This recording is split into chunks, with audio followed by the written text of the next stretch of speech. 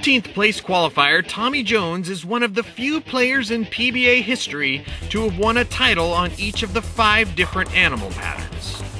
That versatility served him well during the match play portion of this event, as he ran through the field, averaging 237 and winning 7 of his first 8 matches to put himself into a 58-pin lead over Andres Gomez heading into the position round. Last 3 games.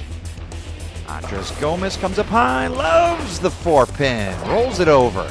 Joining Jones and Gomez in the top 5 heading into the final game were PBA veteran Mike Devaney in 4th.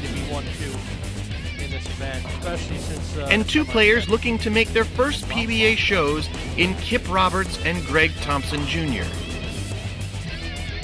But lurking just outside the cut was Cheetah Championship 6th place finisher Chris Loschetter 40 pins behind, 4-time champion Sean Rash 35 pins back, PBA Hall of Famer Amleto Monicelli 13 pins out, and reigning US Open champion Bill O'Neill trailing by just 1 pin.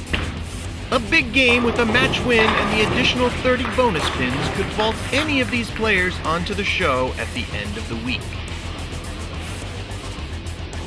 At the halfway point of the position round game, Jones and Gomez were running neck and neck, while Mike Devaney had a solid lead over Kip Roberts, who was starting to come unglued. So we can eliminate one more off the list. And here's Roberts with an open again in the 7th frame. Oh boy. 100 in the 7th. Max score of 190. That could put him in a lot of trouble. Yes. With Roberts looking like he would come up short, Bill O'Neill and Greg Thompson were both firing big games in their match. But the pressure caught up with Thompson, and he ran into trouble starting in the 8th frame. Oh no, 2-8-10. Oh boy. Greg could give this a run. No, not to be. Shooting the spare. Oh boy. And while Rash and Loschetter were falling by the wayside with sub-200 scores, Amleto Monicelli was fashioning together his own big game to make a bid for the show. Awesome. Right now, what's he need? Throwing a late 4-bagger, Mike Devaney was able to hang on to the number 3 seed. Here he goes. That's the first hit. That puts him in the 220. While Monicelli and O'Neill captured the number 4 and number 5 spots, Andres Gomez put together a late double to squeak past Jones by 2 pins and earn the coveted top seed. Qualifying in the number 5 position, representing Venezuela at a score of plus 693, PBA Hall of Famer Amleto Monicelli.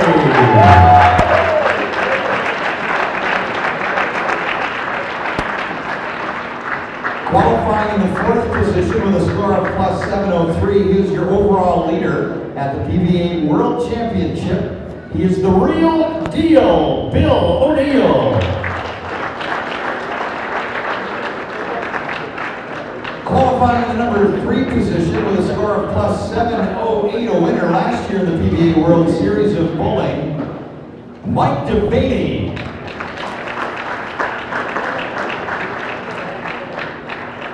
In the number 2 position with a score of plus 762, charging all the way from number 14 in this Pepsi Viper Championship match play, former Player of the Year, TJ Tommy Jones. And the number 1 qualifier with a score of plus 764, representing Colombia, the number 1 qualifier, Andres Gomez.